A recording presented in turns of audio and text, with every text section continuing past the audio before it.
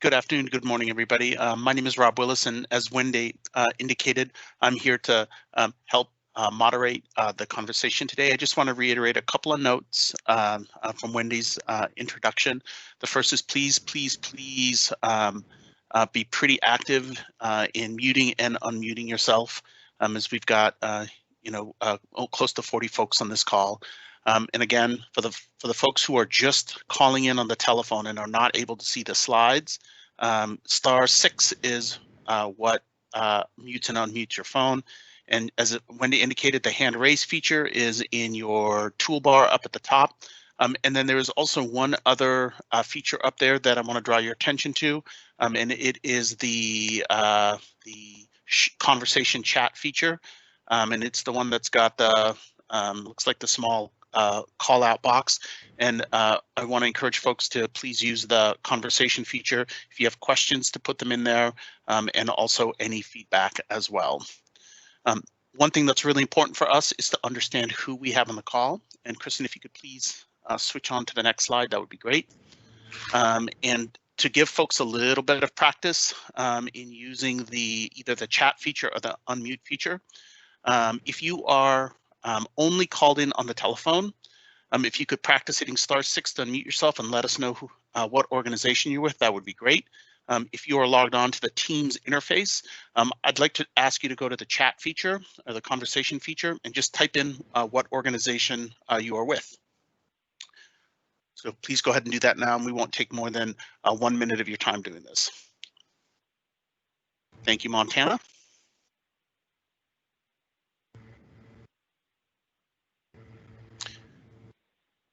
Perfect. I see them rolling in. This is the Louisiana Department of Natural Resources called in on the phone. Hey, welcome, Louisiana. And I hope you're. Sorry, Rob, I was going to say the same thing. Hope you're doing okay down there. Yeah. We are, yeah, doing okay so far, we think. Okay, perfect. So why don't we, Aaron, why don't we go and begin both the recording, make sure that you're, oh, I see that you started it. And if you want to jump in, please jump in. Again, I want to invite folks, as you have questions, please raise your hand and we will call on you, and you can unmute yourself or put the questions or comments in the chat. All of those are methods that we want to go ahead and encourage. So we're going to give Kristen another 20 seconds here to keep catching up with the attendees. Hey, Rob, can we do a quick unmute for the 4 folks that are on the phones? They can let us, or I know we got Louisiana. Anybody else?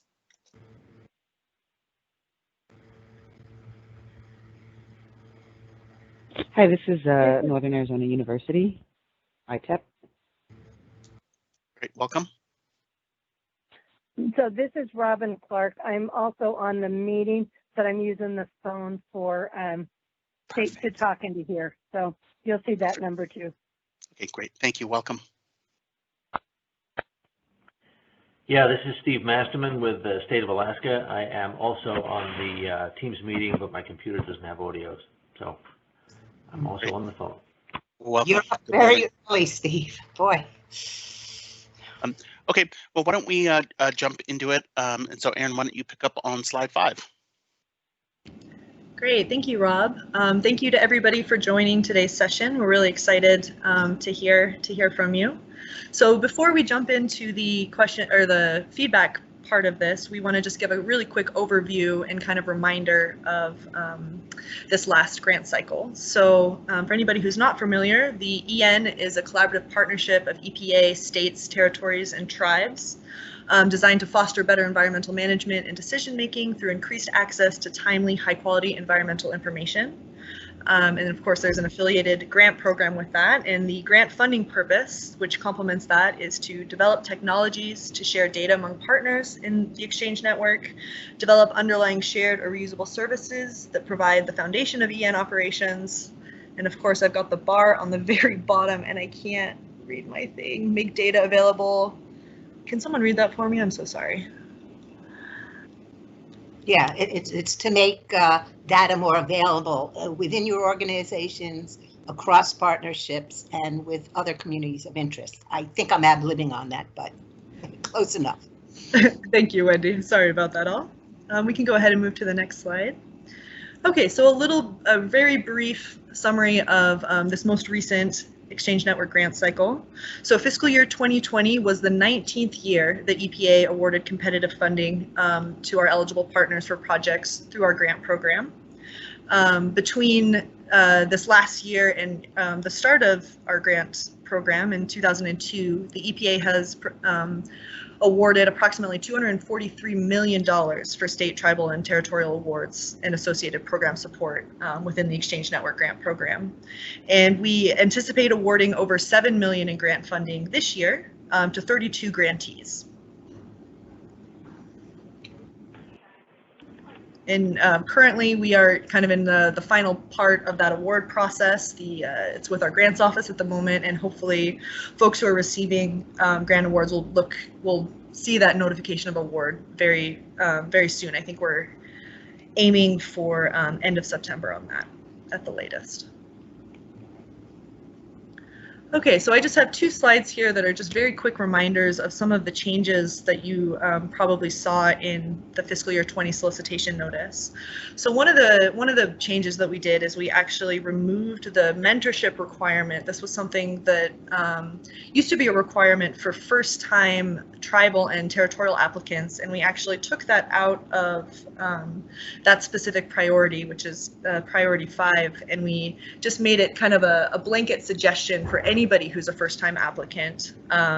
It's just something that we encourage. So that was removed from under a specific funding opportunity and put into section 1F.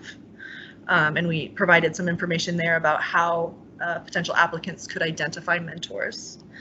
We also had two new sets of funding opportunities. So we saw the Drinking Water State Revolving Fund and the Clean Water State Revolving Fund be added into last year's notice. And we also had the Underground Injection Control Data Availability Projects be added back in. That was something that was available a couple of years ago.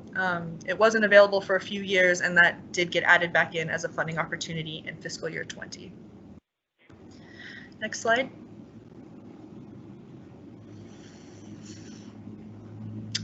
And then as Wendy already talked about a little bit, we also tried to expand the applicant guidance that we had within our solicitation notice. So most notably, we had optional templates that were provided for the project narrative, which was in Appendix H, and the budget narrative in Appendix I. And we'll talk a little bit more about that in subsequent slides and hopefully get some feedback on that, because that's something we're very interested to hear if these new tools were helpful for our applicants.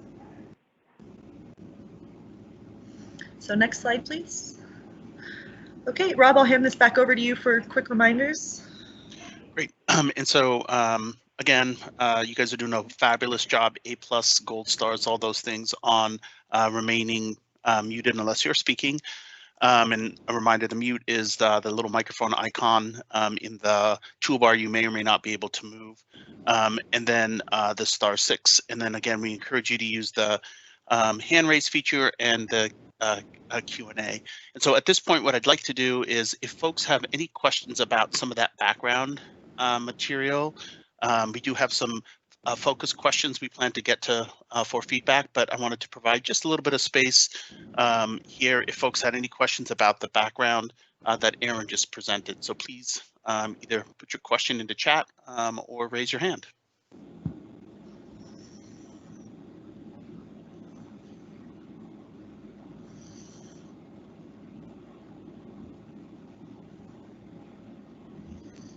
And Rob, I would just like to say quickly that Eric Kleckler gets the award for best chat message. If folks are having trouble seeing the slides, you should be able to click off that recording, like the warning at the top says, hey, it's being recorded, and that'll give you a little bit more screen real estate. And if Eric wanted to share whatever he chants, that would be the magic spell. That would be great. Okay, well, Kristen, why don't we move on to the next slide? The first area that we're interested in getting some feedback on is the application process itself. And so what Erin's going to do is she's going to quickly share and remind folks what are in some of the appendices, and then the questions that I'm going to come back to the group with are up there on the slide deck. And so you can keep those in your front of your brains there while Erin reviews this. And again, I'm encouraging folks to raise their hand or enter any feedback, answers to the questions into the chat. Great, thank you, Rob. So as we briefly mentioned before, we definitely tried to bulk out the applicant guidance in the fiscal year 20 solicitation notice. And so we're going to go ahead and take a look at those specific, or I'm going to remind you about those specific appendices, and hopefully that'll generate some good conversations about what we could maybe do better in future years. So Appendix E, that was our detailed instructions for preparing and submitting the application, and that contained a lot of good information. That had an overview of what should be in the cover letter, an overview of what should be in the project narrative or the work plan that's submitted, and then it also listed out the mandatory grant attachments. So in addition to the project narrative, that would be like your 424 forms there, and then also additional attachments as applicable. So if you were charging indirect costs, there would be the indirect cost rate would be an additional attachment that was requested. And then that also provided the language from our grants office in terms of how to submit your application through grants.gov. Appendix F is just a pre-submission checklist, and this was just kind of a little tool that we hoped would be helpful, where kind of through the different mandatory attachments and additional attachments, there were just little checks. So this was based off of common errors that we've seen in past years, and just little, did you make sure that you included X, Y, and Z within your project narrative? In the, if you're charging, if you have sub-awards in your grant application, did you make sure you put that under the cost category of other rather than contractual? Little checks like that to try to help the applicant, prepare the best application possible, and also to try to save some work on our end when we're going to process with some of these errors that we see commonly. Appendix G is the cover letter template, and that's something that has been included in prior years. So that was probably familiar to a lot of folks who have applied for multiple EN grants over the years. Appendix H, however, was kind of our new big optional template that we put in there, and that was the project narrative template. And so what we did is we, and again, this was optional to all users, but we did try to provide a template of what your 10-page project narrative or work plan might look like. And we suggested language in there that would help applicants make sure that they address all aspects that are, scored through our evaluation criteria, and make sure that it's, to the level of detail that we need to do the processing and everything. Appendix I also included a new optional template, and that was the budget narrative attachment. So that summarizes a lot of the budget information for your grant application, and that's a required document from the grants office. And so we provided that in the hopes that we wouldn't, we would lessen the amount of corrections we would have during processing, and also make sure that we get the level of detail that we need to get a good sense of the project you're proposing. And then finally, Appendix J, that's been in there in prior years. That's just the glossary of terms. The major change we did this year is we did some revisions, we added some new definitions, and we also tried to hyperlink words and phrases throughout the entire solicitation notice in the hopes that it would be a little bit more user-friendly, because it is a fairly long document. So hopefully that little summary helps. If there was something I didn't explain well, please let me know, or type it in the chat and I'll try to address it. Thank you. Thank you, Erin. Okay, so now it's you all's turn to do some of the talking here. And what the feedback that EPA is really interested in getting has to do with the improvements that EPA could consider for fiscal year 21 to improve the clarity or the usability of the solicitation notice, or any feedback on the provided applicant guidance. Was it useful? How could it be more useful? Was not useful? So again, please provide any feedback that you might have on the clarity, usability of the solicitation notice or of the applicant guided feedback.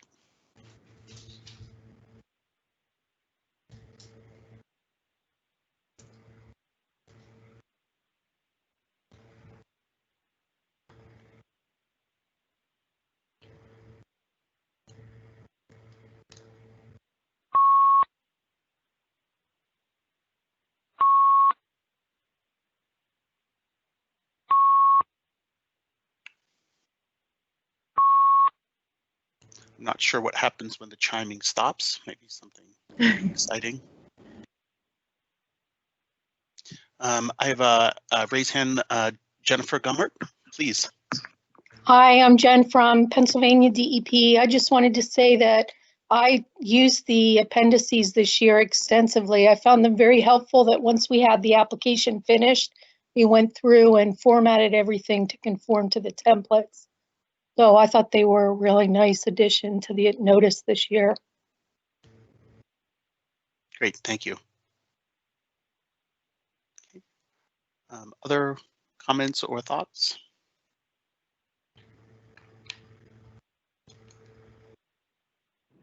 I would say likewise from Louisiana's perspective, this was our first time in our agency applying for the grant, and really the solicitation notice was our first introduction to it, and the appendices were extremely informative and very helpful in crafting a grant that we were entirely unfamiliar with. So that was a huge tool to us. Thank you.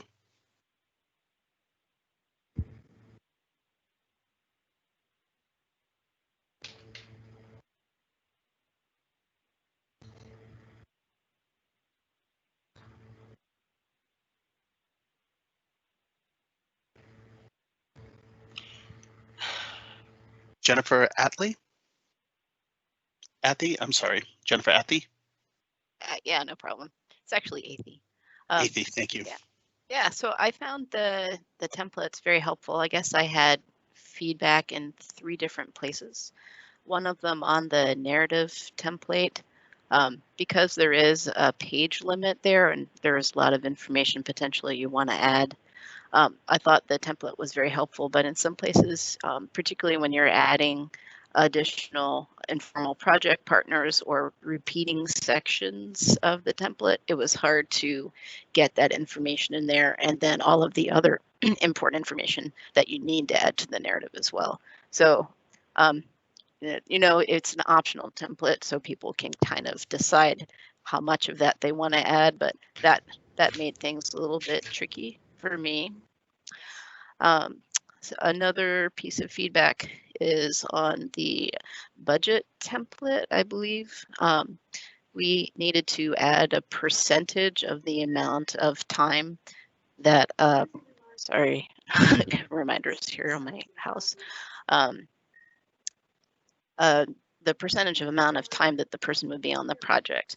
And I didn't realize that that was used in the calculations for checking the amount of money. And so if that were known, that needed to be like a good representative number and not just rounded off, that would be helpful. Great, thank you, Jennifer. Sorry about butchering your name. I apologize. No worries. Okay, again, encouraging folks, and thank you for the folks that are providing feedback in the chat as well. So if folks have other comments, please put them in the chat or raise your hand.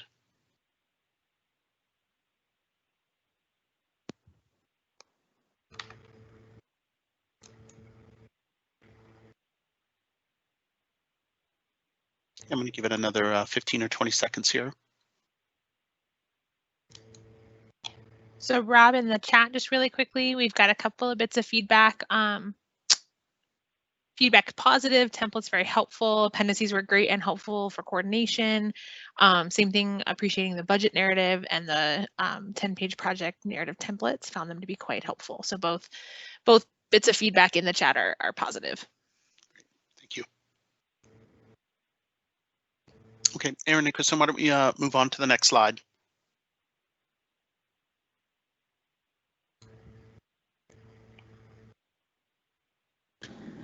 Okay, so on this slide, we're looking for feedback on the evaluation criteria. So this is the kind of rubric in which the applications are scored.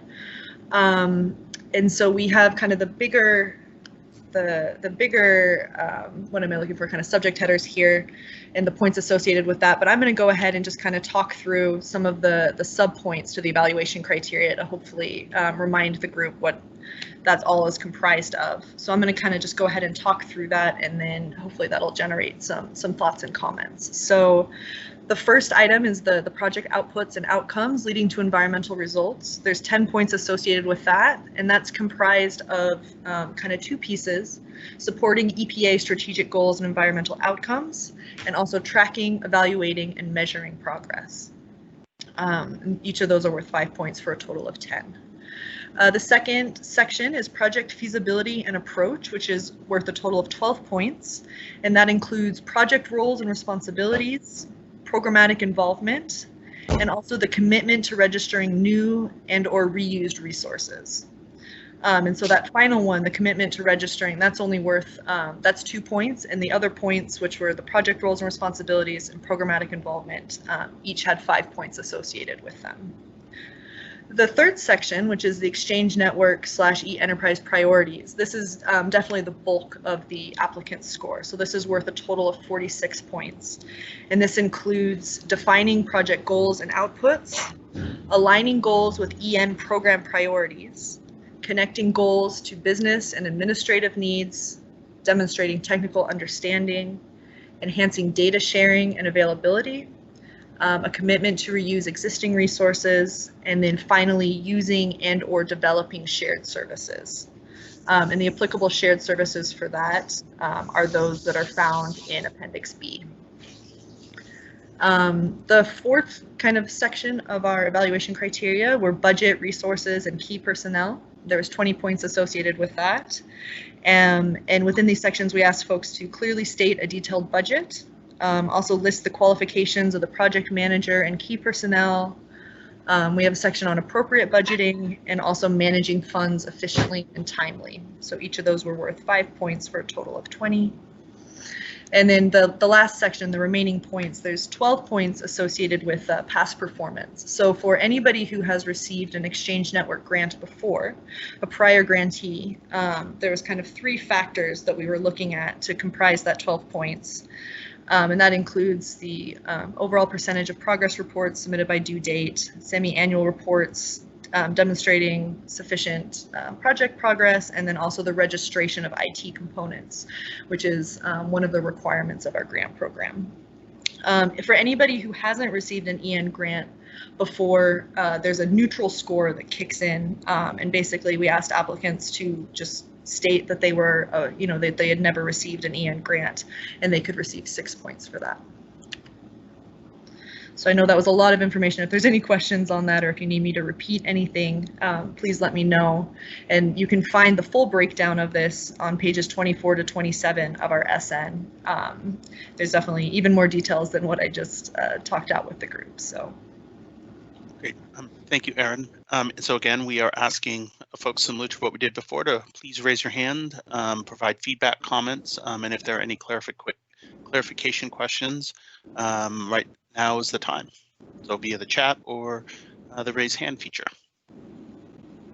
For those that are on the phone, please just unmute yourself and provide your feedback.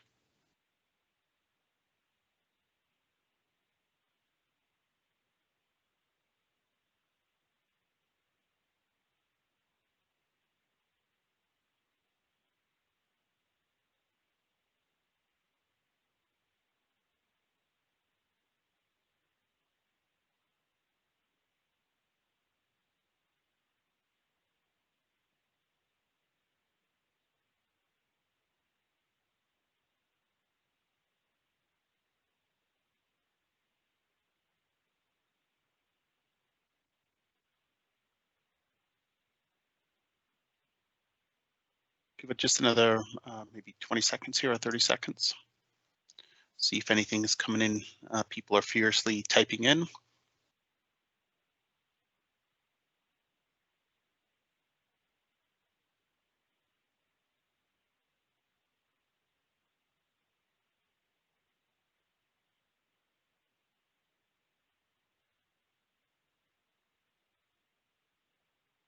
Okay, going once. We have one comment, twice. just really quick, that the criteria is fair and reasonable. Thank you, Kristen. No problem.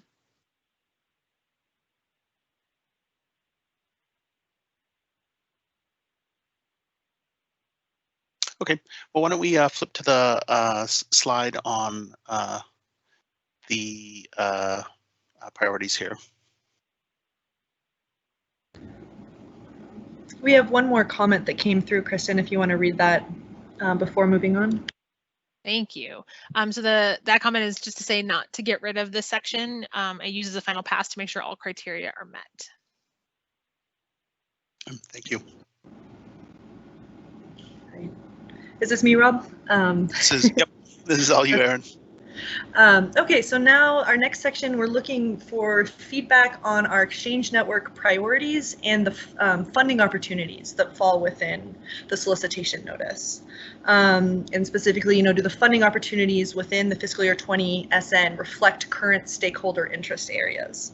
So on this graphic that we have here on the page, you can see we have 5 Exchange Network program priorities, and our funding opportunities fall within one of these 5 priority areas.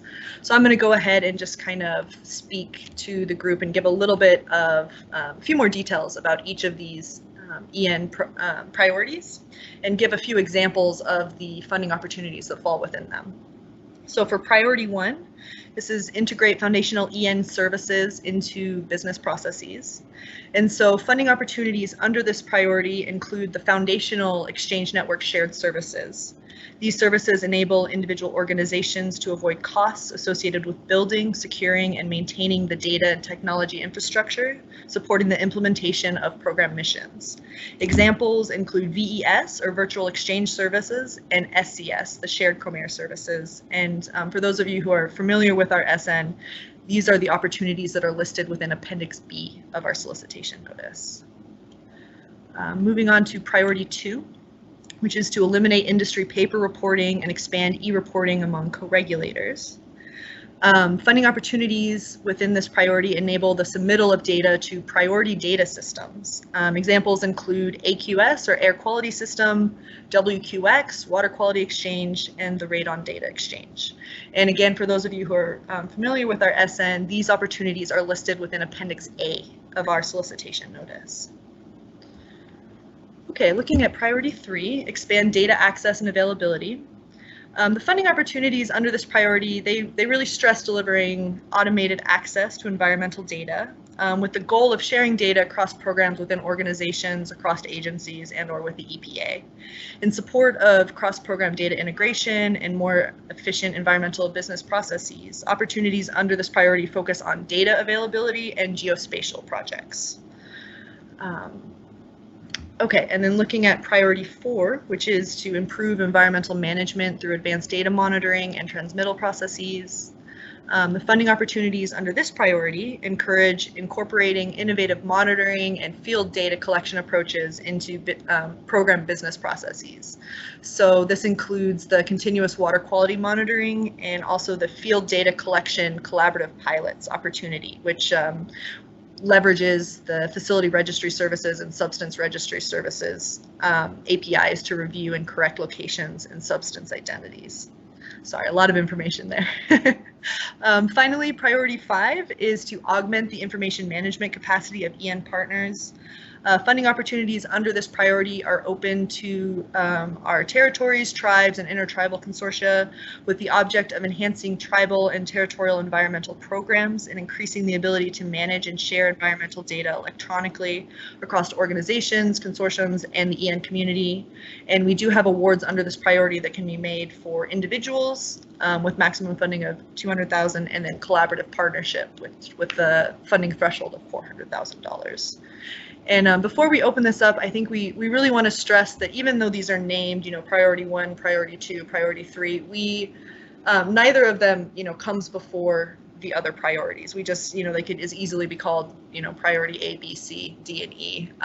So there's not one of these that is more likely to get funding than the other. This is just how we've broken down our EN program priorities and the funding opportunities that fall within them. So thank you. Fantastic. Thank you, Aaron. Okay, so here's your opportunity to provide feedback to EPA on whether or not and these priority areas reflect your interest areas. And if they do, that's great and want to know why. And if they don't, also share what might be some of your interest areas. And so as we should be pretty used to now, I'm going to be asking folks to either raise their hand so I get you into the queue, or please provide your comments via the chat functionality.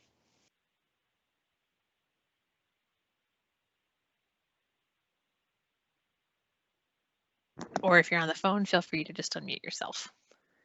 Thank you, Kristen.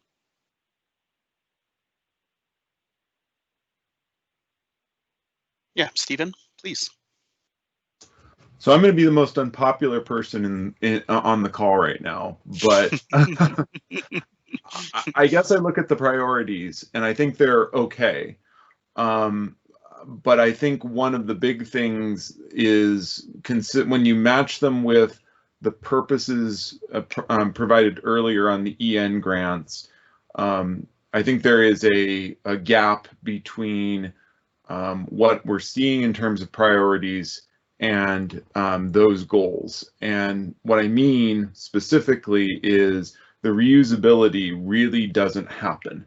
And I know that one of the things in the new digital strategy is trying to encourage that even more and really go into an information-centric kind of, it looks a little bit like the 3 and 5. But I think, I guess my feedback would be to lean in and be more specific on how that's going to happen. And that not just that, and I'll use the state of Montana because we were a great offender for many years of we will create a little computer system that will do X. And by the way, it integrates into a foundational EN grant service. Or EN service, but really its reusability is extremely limited in terms of unless you do things in the Montana way, you're not going to reuse it. We've gone now to more cloud oriented. Okay, you can just take our configuration that we've developed and move somewhere else, which we're seeing a lot of sharing going on with. So I think leaning into that even more, or maybe unifying these priorities, I think would be very, very, very helpful. I think, and my second bit is for a good grant writer, and we have a couple on my staff, you can gussy up a whole host of sins underneath the priorities. So I would encourage being even more specific about what either the states, tribes, territories as a whole have talked about, or what the EPA would like to see, so that it doesn't just become oh yeah, this is a backfill or free money or anything of that nature, which is not the intent of it, but it can dip into there if we're not careful. That's just my feedback. Fantastic. Thank you, Stephen. And you're definitely not unpopular. Appreciate it.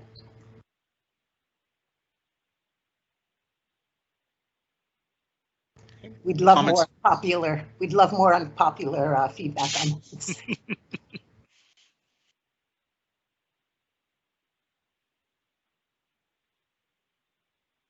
Yeah, so please feel free to raise your hand or drop your comment into the chat.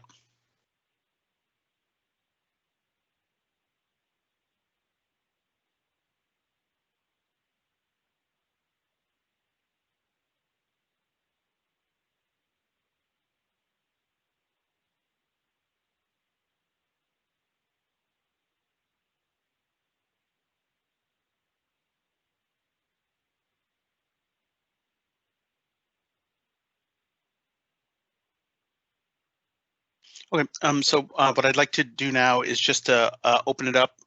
We tried to provide you opportunities for some focus feedback on the usability, on the criteria and the priority areas, but we don't want to limit your feedback to that if you have other feedback. And so I'm going to provide a little space here on the call, either again via the hand raise or the chat. If there's any other feedback or comments for EPA as they begin the process of working on the comments or feedback on EPA on the fiscal year 20 solicitation notice as they begin the process of pulling together the fiscal year 21. So please either raise your hand or provide chat.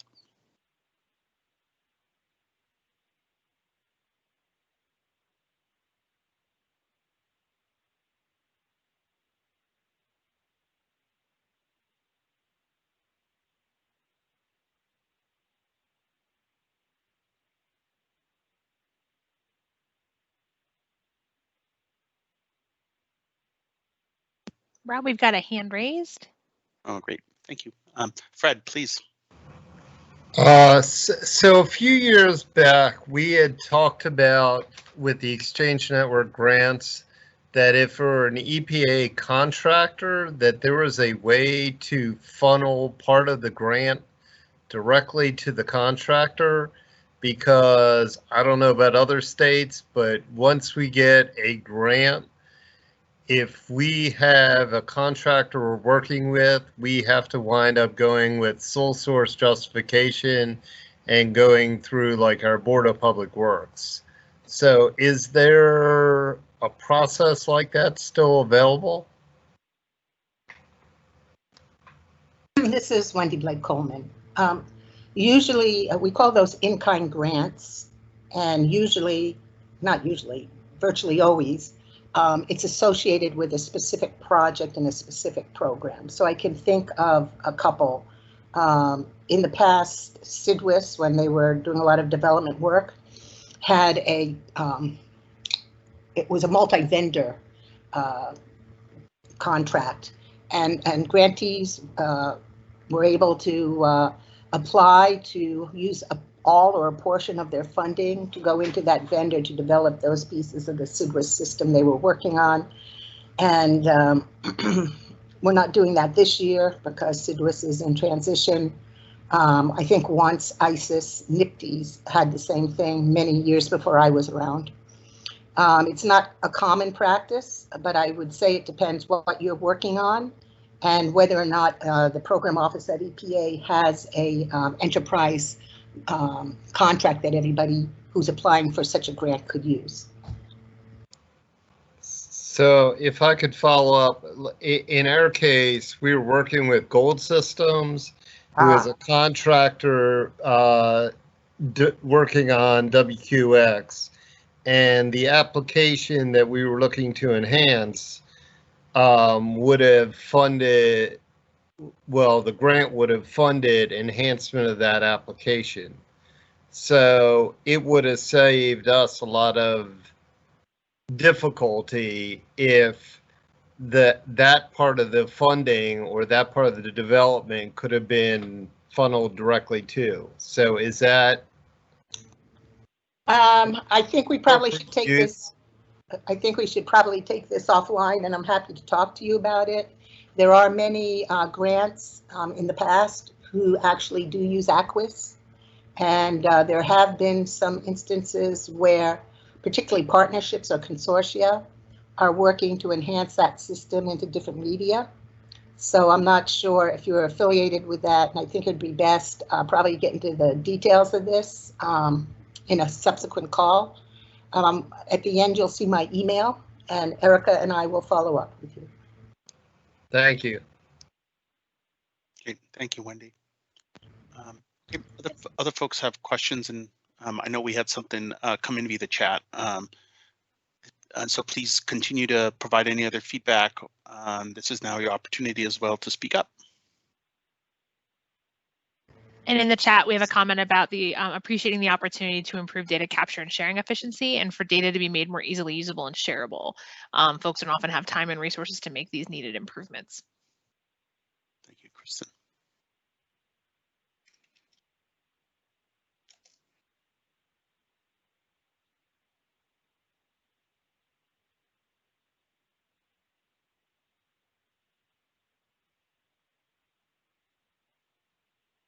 Okay, why don't we flip to the last slide here? And so Wendy, I'm gonna turn it over to you to bring this call to a conclusion. Okay, so if you could flip the last bit.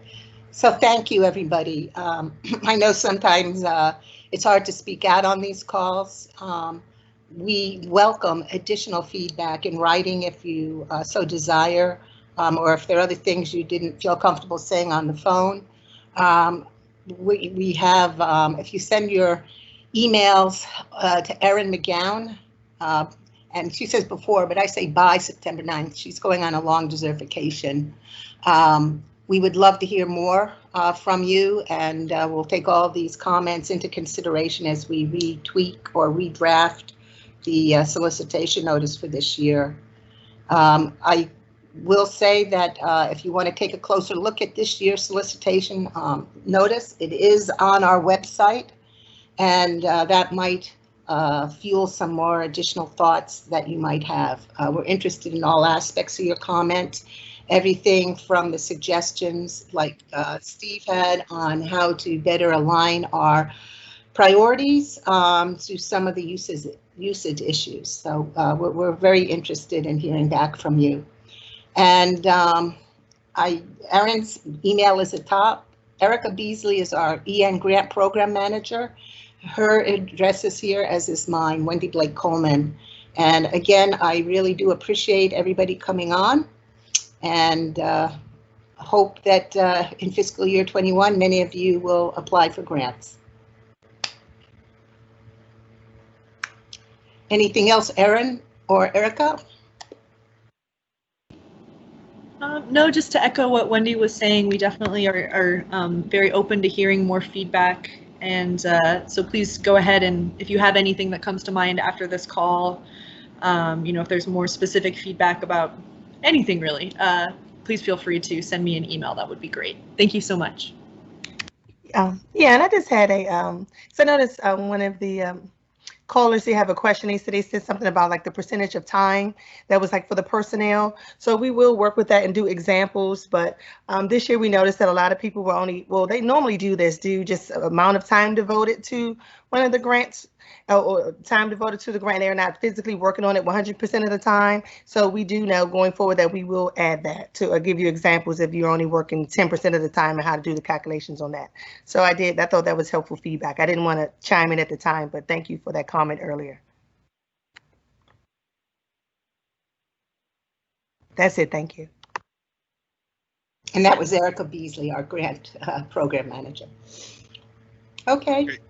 Thank you, everybody.